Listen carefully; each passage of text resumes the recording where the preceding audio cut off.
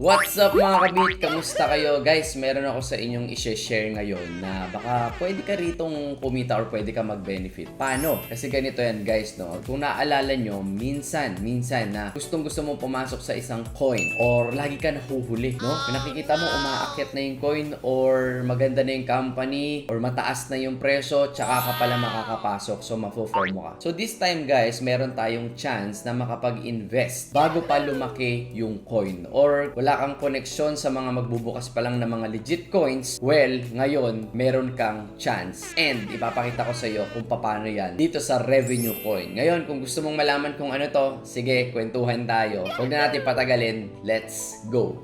What's up? What's up mga kabit?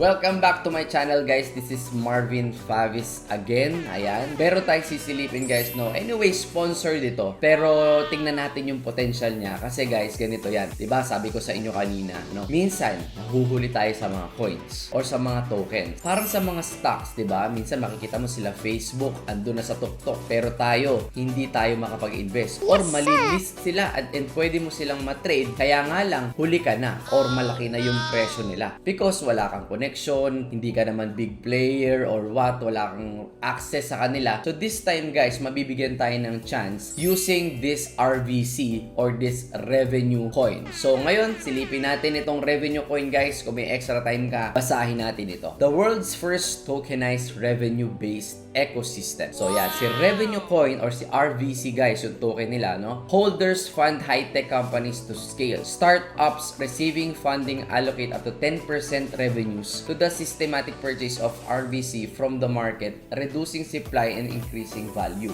So guys, no, by holding itong RVC na to, meron tayong income or meron tayong mga rewards na makukuha. Hindi lang yon. In that way guys, investor ka na rin. So ano pa ba to? So sige, mag-dig deeper pa tayo. Pero bago yun guys, bago ko i-scroll to, yung mga gusto guys, no, ayan, meron tayo ritong buy RVC now, no. Pwede kang bumili sa Pancake Swap. So ayan guys, listed naman na sila sa Pancake Swap. And sa December 23 guys, listed na rin sila sa Kanga Exchange. So ito yung kanilang contract address guys, no. Kung gusto nyo, pwede nyo naman i-copy yan. But again, lagi ko sinasabi, bukod sa review natin, do your own research and don't invest money you can't afford to lose. And also, beware sa mga scammers. So at least meron sila ditong nakalagay na ito lang ang kanilang contract address. So marami kasing gumagawa ng coin and nang-i-scam. Nakakalat silang lahat dyan. So ito guys, no, nakita na sila sa Cointelegraph, Crypto Potato, and then Crypto News. Pwede nyo basahin ito. Ang kanilang website guys ay revenuecoin.io. And you can also download guys itong kanilang white paper. O ayan. And then itong public offer price nyo, pwede nyo i-check din yan, no? And then yung Telegram group nila, pwede nyo pasukin yan to ask and add information sa inyo. So basically, ini-explain ko in layman's term kung paano ka magbe-benefit sa revenue coin. Pero tingnan pa natin guys, mag-dig deeper pa tayo. Sobrang dami na rin mga influencers guys na nagko-content nito because nakikita nila talaga na malaki yung potential ng RVC token. Nakikita nila guys na malaki yung potential nitong RVC. Just imagine guys, you will just hold yung RVC token. So just imagine guys, hold mo lang yung RVC crypto or yung RVC token and then in that way, investor ka na. Actually, meron nga ditong video, no? Panoodin nga natin kahit sandali. By holding RVC, ayan, holding RVC, become an investor ka na. Global high-tech companies, allowing them to scale and earn more revenue. Okay. Companies receiving funding through revenue coin 10% gaya ng sinabi ko sa inyo kanina. Revenues to distribute to the RVC investors and systematically buy back RVCs ayun. from the market, which reduces the supply and increases RVC's value diba? over time. But how does all this work?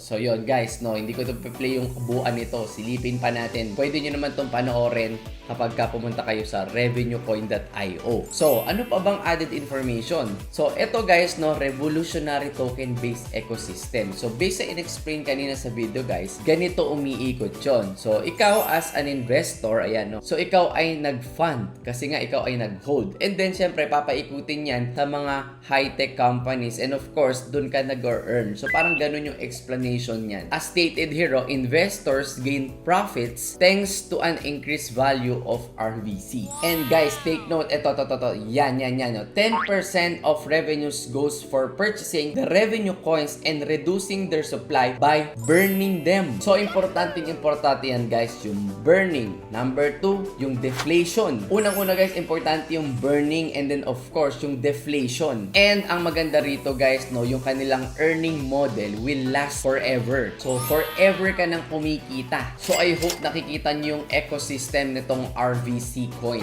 So, guys, ito nga yan. So, number 1, the community buys revenue coins. And then, yung number 2 nila is the capital goes to young companies. So, minsan hindi tayo makapasok sa mga young companies na yan. Makakapasok ka pagka hindi na sila young. Pagka ando na, malaki na, stable na, tsaka ka papasok. So, this time, we have a chance to enter early. So, yan. Number 3, companies grow and their revenues increase. So, syempre, tumataas yung presyo ng RVC. Now, tokens purchases from the market. So, revenue received from companies as part of the ecosystem are used for the systematic buyback and burning of tokens. This syempre, re-reduce ang supply on the market while increasing naman yung value niya and nagge-generate syempre ng profit, which is yung profit na yun ay para sa inyo na revenue coin holders. So, the question is, ano ang benefits ng isang holder? Kunyari, nag-hold ka ng RVC. So, ito yung mga benefits niyan. Exchangeability. Revenue coin will be listed on major cryptocurrencies, currency exchanges. Siyempre, nag-guarantee ng exchangeability with other currencies on these exchanges. Of course, meron din mga hidden products. Meron mga new products and special offers, guys, na ito ay unique, no? Na configurations or the price offers of existing products.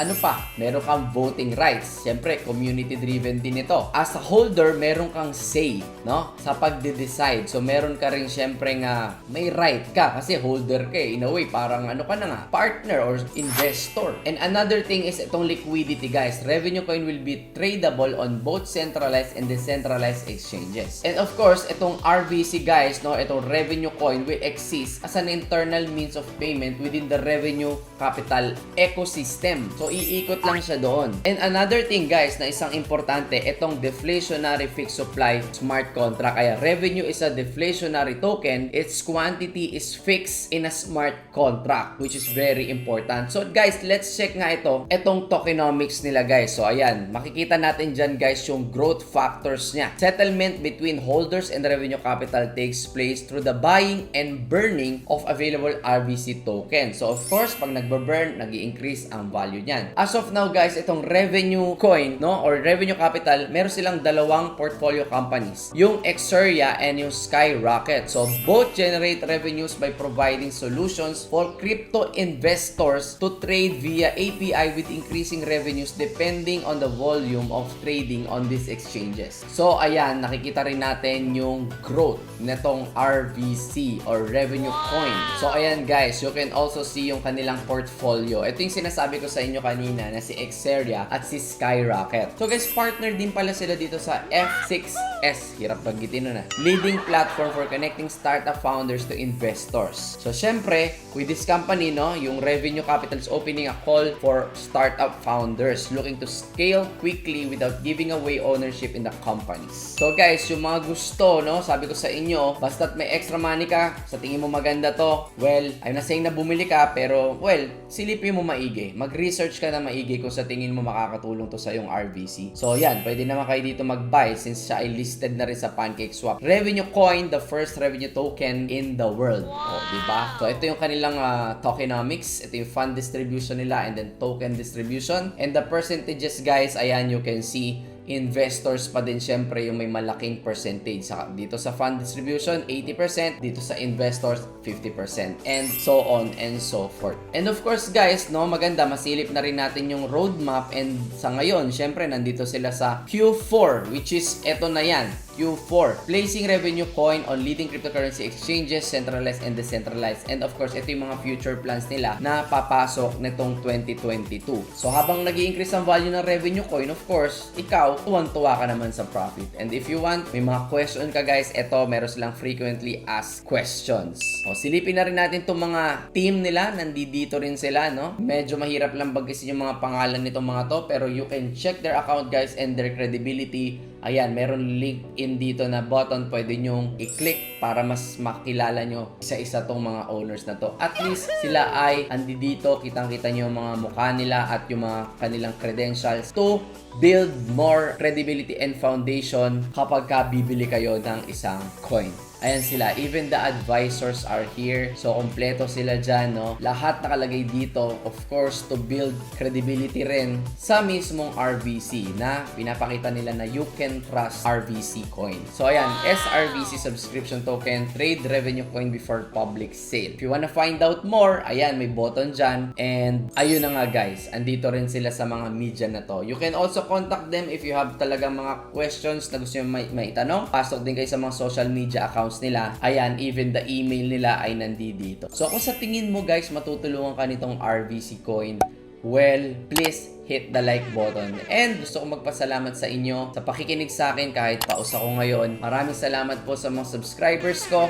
Thank you so much guys sa support ninyo sa akin sa YouTube, sa TikTok. And kung gusto mo lagi kang updated sa mga ganitong content, whether token yan, exchanger yan, crypto trading yan, NFT play to earn games yan, or metaverse guys, basta related sa crypto yan, ibibigay ko sa inyo yan. Okay? Always do your own research. Maraming salamat po and God bless you.